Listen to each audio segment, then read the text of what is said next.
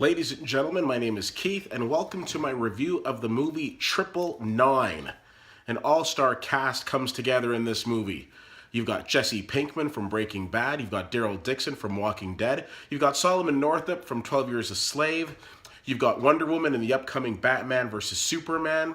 On top of that, that's not all. We've got Woody from Cheers, we've got Rose from Titanic, and we've got a host of other characters, including Batman's little brother. Casey Affleck is in this movie as well. We've got Papa Doc from 8 Mile. It's great. Now, of course, I could just tell you the actors' names.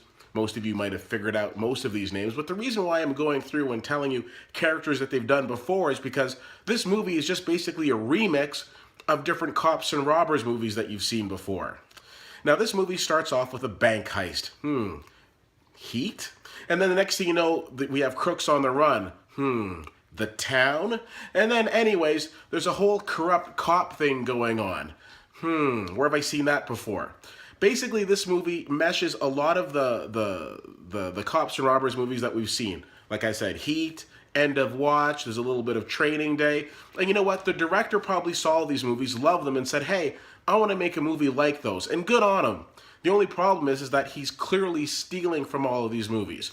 When the movie starts off again, there's a bank heist, and we learn very quickly that we've got criminals that are pulling off this job, but we've also got dirty cops that are pulling off this job.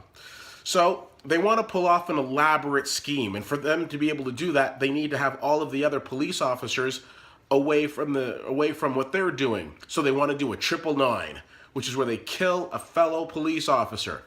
No, the horror. They're not going to do that, are they? Well, stick around and find out. Kate Winslet's along for the ride as a Russian crime boss, and I don't necessarily know that she's overly believable as a Russian crime boss, but she gives it her best. Everybody in this movie gives it their best. All kidding aside, and all jokes aside of making fun of what other roles they've been in and teasing that, we've got a solid cast. There are a lot of great actors in this movie. The problem is that they're all spread so thin, and in the 2-hour running time of this movie, it's not really enough time to develop real strong characters. I find that there was just so much going on, so much to keep up with, but then all of a sudden the movie hit a lull, and then it had a dead spot, which lasted a good 20-25 minutes. Buddy that I went to see the movie with said, I felt like I could take a nap. Here's the thing, if you ever go to a movie with a buddy of yours and they say, hey, I could have napped in said movie, chances are it's not a great movie.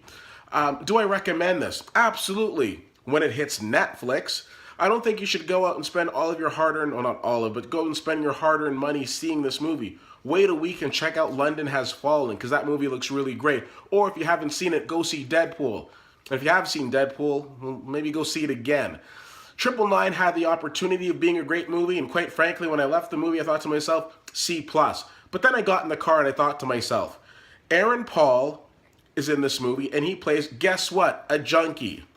So, of course, we all knew Aaron Paul from Breaking Bad, a TV show that he won multiple Emmys for, my favorite television show, drama of all time. And then I got a little ticked off. I'm thinking to myself, okay, director John Hillcoat, you're taking basically one of the greatest actors that you could possibly get your hands on, and you're putting him in this movie. And instead of giving him some sort of an original part, you're basically trying to have him recycle a part that he's already done. Now, I know you did that with other aspects of this movie, but how dare you do that to Aaron Paul?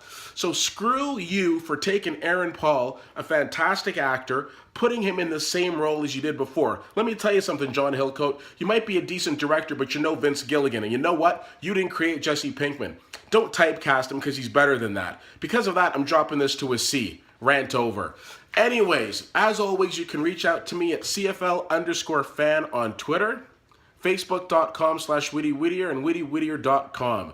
Not the worst movie of the year, certainly not the best, not one that you need to see in the theaters though. If you see it and you think different, by all means, shoot me a message and let me know. As always, thank you so much for taking the time to check this out. My name is Keith, and I'll see you at the movies.